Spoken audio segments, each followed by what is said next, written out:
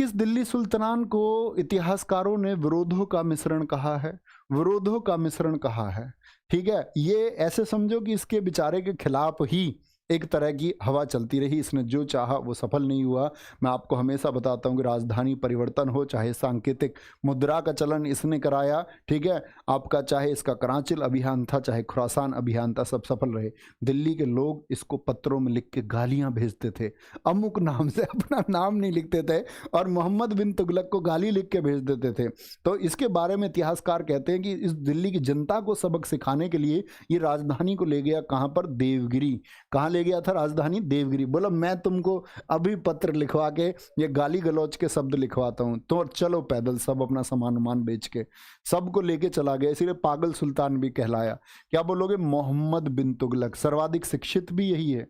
अब तुम ये मत सोचना कि शिक्षित है तो पागल कैसे, शिक्षित व्यक्ति पागल हो सकता है, बहुत लोग हुए हैं इस दुनिया में, ठीक है।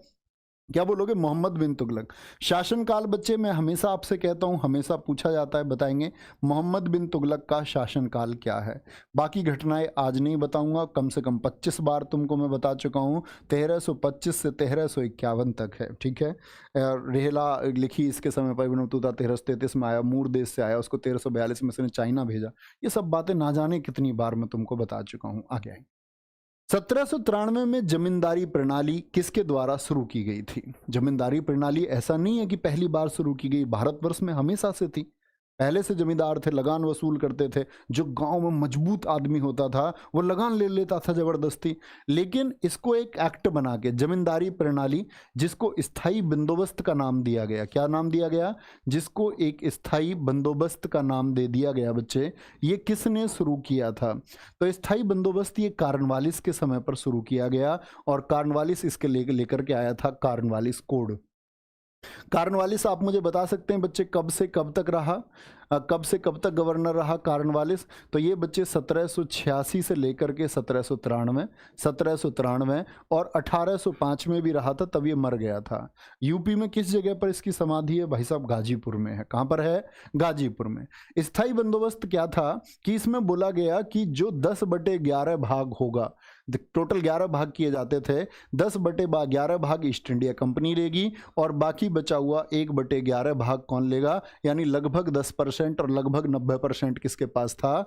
लगभग 90% आपका ईस्ट इंडिया कंपनी, और 10% इसमें से जमींदार रखते थे। कौन रखते थे? जमींदार। कार्नवालिस को बच्चे और किस नाम से जाना जाता है? अखिल भारतीय सेवाएं, जो आप देखते हैं यूपीएससी जैसी सेवाएं, आईएएस आईपीएस, इन सेवाओं का जन्मदाता किसको माना जाता है? क्या बोलोगे? आपका भारतीय सेवा का जनक। क्या बोलोगे? इंडियन सर्विसेज का जनक, भारतीय सेवा का जनक किसको कहा जाता है? तो भारतीय सेवा का जनक कहा जाता है कार्नवालिस को, ये हमेशा याद रखें।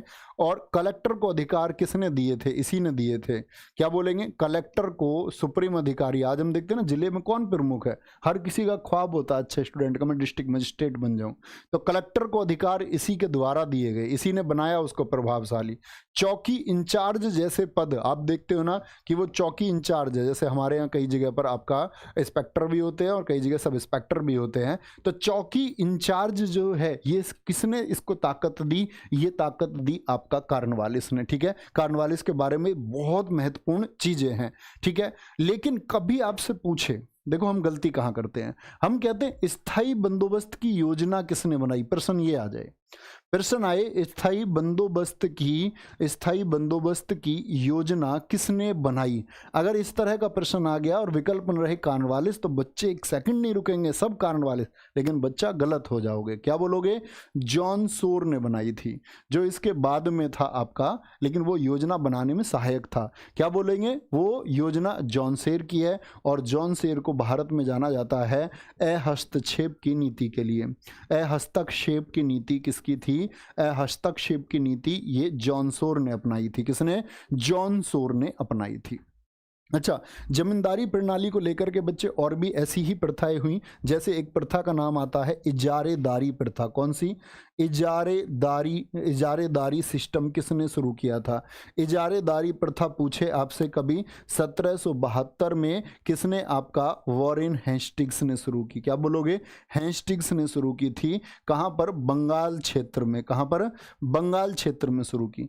इसमें ठेका दे दिया जाता था 5 वर्षों के लिए, बोली लगती थी कि भाई कौन इस लगान की वसूली करेगा, तो 5 वर्षों का ठेका किसमें था, इजारेदारी में। ऐसी ही एक प्रथा शुरू हुई थी रैयतवाड़ी। कौन सी? रैयतवाड़ी, जो बच्चे मद्रास में शुरू हुई थी 1820 में। क्या बोलोगे? 1820 में। और इसको शुरू किया था मुनरो ने। और इसके अलावा कहाँ कहाँ पर इसको बम्बई और असम के कुछ भागों में भी लागू किया गया था।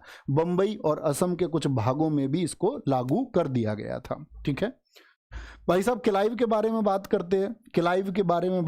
क्लाइव को आप किसके लिए जानते हैं? बंगाल में द्वैध शासन किसने लगाया, जरा बताएं। बंगाल में द्वैध शासन का जनक कौन है? बंगाल में द्वैध शासन किसने लगाया? तो ये क्लाइव ने लगाया। ऐसे ही प्रश्न पूछता, बक्सर वॉर के समय कौन था? बक्सर वॉर किस वर्ष हुआ, बताएंगे जरा। बक्सर का जो युद्ध हुआ भाई साहब, बक्सर का जो युद्ध हुआ ये आपका कब हुआ? 22 अक्टूबर 1764। भूलोगे तो नहीं जी, बिल्कुल नहीं भूलेंगे भैया। क्लिंट ने, करजन डॉग ने क्या किया था? हमारे भारत को, बंगाल को बांट दिया। यही वो व्यक्ति है जिसने हिंदू मुस्लिम का बीज बोया और उसमें बहुत सफल भी ये हुआ। क्या बोलोगे? बंगाल का विभाजन किस बच्चे वर्ष में हुआ था, जरा बताएंगे। बंगाल का विभाजन पूछे 1899 में। इसने कहा जो अंग्रेजी स्वर्ण मुद्रा होगी वो वैध होगी। किस गवर्नर ने कहा था अंग्रेजी स्वर्ण मुद्रा कानूनी होगी? किसने बनाया था उसको कानूनी? करजन ने बनाया था। मोस्ट इंपोर्टेंट, 1904 में इसने प्राचीन स्मारक संरक्षण एक्ट बनाया। जो आपके बच्चे एंशिएंट मॉन्यूमेंट थे, प्राचीन स्मारक परीक्षण अधिनियम किसने बनाया था? ये परीक्षण एक्ट 1904 में इसी का है। प्रांत और केंद्रीय स्तर पर, प्रांत का मतलब स्टेट और आपका केंद्रीय का मतलब सेंट्रल। प्रांत और केंद्रीय स्तर पर अलग से, क्या बोलोगे? अलग से गुप्तचर विभाग किसने बनाया? गुप्तचर डिपार्टमेंट किसने बनाया था? तो ये भी आपका इसी ने बनाया। क्या बोलेंगे? ये भी इसी ने बनाया। कभी गलती नहीं करनी है, ठीक है। एक M के धनैया कह रहे हैं भित्ति चित्रकला को अलाउद्दीन खिलजी ने बंद करवाया था। बेटा मेरा आपने प्रश्न